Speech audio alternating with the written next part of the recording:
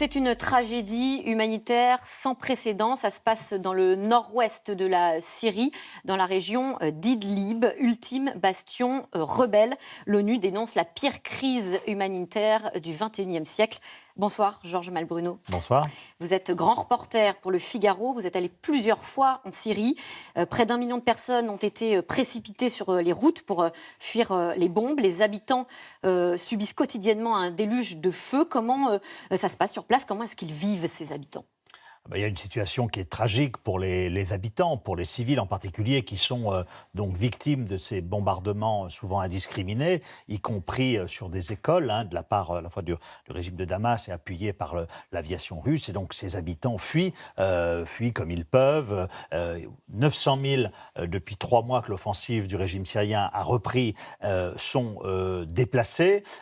Parmi ces 900 000, 170 000 n'ont aucun toit pour aller. On est en plein hiver, là, on est actuellement. en plein hiver, il y a des gosses, des enfants qui meurent. Il y a eu 400 morts depuis le mois de décembre que Damas et Moscou ont repris leur offensive. Donc il y a une situation humanitaire qui est dramatique. L'ONU ne cesse d'alarmer la communauté internationale. Oui, voilà ce qu'a dit l'ONU. Les bombes se rapprochent des camps, on risque un bain de sang. Exactement. Et puis, au fur et à mesure que ces civils remontent, fuient les bombardements, remontent vers la frontière turque, la Turquie, elle, se crispe et ne veut pas voir venir sur son sol d'autres réfugiés syriens, puisqu'elle en compte déjà 3 600 000. Et donc, on assiste ces derniers jours, ces dernières semaines, à une montée des tensions, à une crispation très forte entre la Russie et la Turquie, qui sont pourtant alliés jusqu'à maintenant dans le règlement de cette crise syrienne. Juste avant d'y revenir, quelle est la stratégie de Bachar el-Assad? Il y a encore de nombreux djihadistes sur place. La stratégie de Bachar el-Assad et de son allié russe et iranien, c'est de reconquérir l'ensemble de son territoire. Et donc la seule poche, vous le disiez tout à l'heure, qui lui échappe, c'est la poche d'Idlib, puisque au fur et à mesure de la guerre syrienne, au fur et à mesure que le régime de Damas et ses alliés ont repris du terrain, ceux qui n'ont pas voulu être désarmés, ont été acheminés dans cette poche d'Idlib. Donc aujourd'hui, vous avez dans cette poche d'Idlib des civils, 2 millions environ, et puis aussi quand même 40 000 rebelles, parmi lesquels quand même 15 000 des djihadistes. La CIA, les Américains parlent du plus grand réservoir de djihadistes depuis le 11 septembre 2001. Donc il y a une menace de dispersion de ces djihadistes via la Turquie, y compris en Europe, qui fait que effectivement, l'Occident est inquiet, et c'est une des raisons d'ailleurs pour lesquelles la Russie aussi considère qu'il faut frapper fort. Simplement, les frappes russes sont souvent indiscriminées. Alors que fait la communauté internationale? On la sent relativement impuissante. Juste pour camper le décor, la France et l'Allemagne ont proposé un sommet qui devait avoir lieu début mars, le 5 mars, avec la Turquie et la Russie. Poutine, ce matin, a dit non, c'est niet. Oui, parce que les seuls acteurs qui comptent sont ceux qui sont sur le terrain. Donc c'est la Russie, c'est la Turquie et c'est l'Iran qui, fin 2018, se sont mis d'accord justement pour, dans cette région d'Idlib, pour éviter les frictions, dire voilà, on va établir une zone démilitarisée pour que nous, par exemple, Turcs, qui soutenons les rebelles, et vous, Russes et Iraniens qui soutenez Damas, il n'y ait pas de collision. Et de victimes collatérales. Et de victimes collatérales.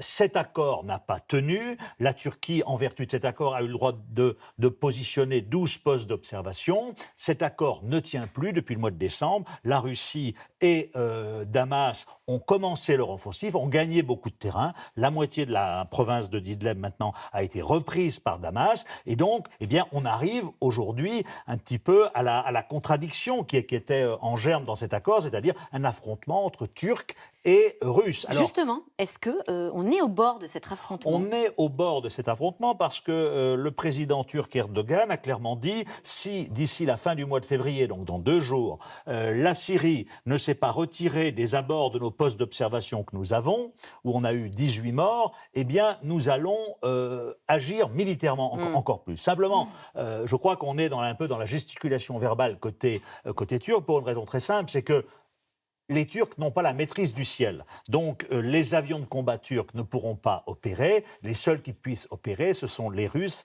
et les Syriens. Donc, ce qu'il faut espérer, c'est que, vous l'avez dit, cette réunion qui devait avoir lieu le 5 mars entre Macron, Merkel, Erdogan et Poutine n'a pas eu lieu parce que Poutine est remonté contre Erdogan. Mais il faut espérer que d'ici là, dans les prochains jours, il y a une nouvelle renégociation de cette fameuse accord de désescalade de Sotchi pour éviter des frictions entre Russes et entre Turcs. Et la France, Raphaël Pitti, médecin de guerre qui est très engagé sur le terrain, regrette la passivité de la France. Il reproche à Emmanuel Macron de laisser faire les Russes, notamment qui ont décidé de bloquer l'installation de corridors humanitaires qui auraient pu permettre d'approvisionner les civils qui sont sur place. Je vous propose qu'on l'écoute et on commente ensuite. J'attendais que la France, éventuellement, puisse condamner de manière assez forte ça, parce qu'on veut affamer une population. Et le président de la République m'a répondu « Oui, vous avez raison, j'aurais pu faire une déclaration de principe là-dessus, mais j'ai préféré une politique transactionnelle avec M. Poutine. » Quelle politique transactionnelle avec M. Poutine? Qu'avons-nous à échanger avec M. Poutine vis-à-vis d'êtres humains? De ne pas lui vendre des pommes dont il raffole, des pommes françaises, c'est ça la transaction possible? Nous avons des valeurs, et ce sont nos valeurs, et en particulier peut-être que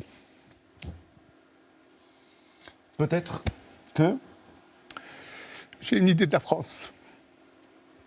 Voilà, des valeurs, une idée de la France. On entend le désespoir de Raphaël Pitti. Que fait la France? Elle a renoncé? La France ne peut rien faire, elle ne peut rien faire. Je veux dire, le docteur Pitti, on le connaît, il est dans son rôle d'alerter. Effectivement, c'est un drame humanitaire.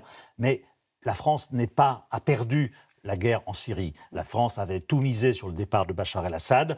Bachar el-Assad, hélas, pour ses nombreux opposants, est encore là. Et donc la France n'est pas partie prenante au règlement du conflit. Et donc Emmanuel Macron, à l'automne dernier, a voulu essayer de se rapprocher de la Syrie, de la Russie, avec l'espoir peut-être que sur le dossier syrien, Poutine lui consentirait un strapontin. Non, il n'y aura pas de strapontin français dans le cadre d'un règlement de la crise syrienne. Et donc effectivement, on est dans le temps de la guerre encore. Et il y a encore des djihadistes français sur place. En plus, il faut quand même rappeler qu'il y a effectivement ces horribles bombardements qui font des victimes civiles, mais il y a quand même 10-15 000 djihadistes étrangers qui sont là-bas. Encore une fois, les Américains disent que c'est le plus grand réservoir de djihadistes étrangers depuis le 11 septembre, et nous avons environ 100 ou 200 Français qui sont là-bas, djihadistes. Et donc le risque, effectivement, c'est qu'ils se dispersent, et le risque, c'est qu'ils remontent, qu'un jour ou l'autre, la Turquie les laisse passer, et qu'ils reprennent ensuite le chemin de l'Europe. Donc il y a un vrai risque aussi terroriste, de dispersion djihadiste,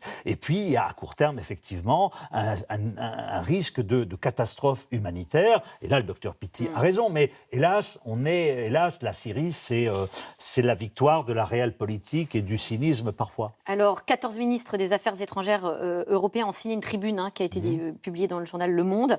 Hier, ils demandent au régime syrien à Moscou de cesser immédiatement les hostilités. Est-ce que ce genre de tribune peut avoir un impact? Non, je ne pense pas que c'est un impact. Mais ce qui peut avoir et ce qui va avoir un impact, c'est qu'effectivement, on a vu d'ailleurs aujourd'hui que les rebelles avaient repris une position.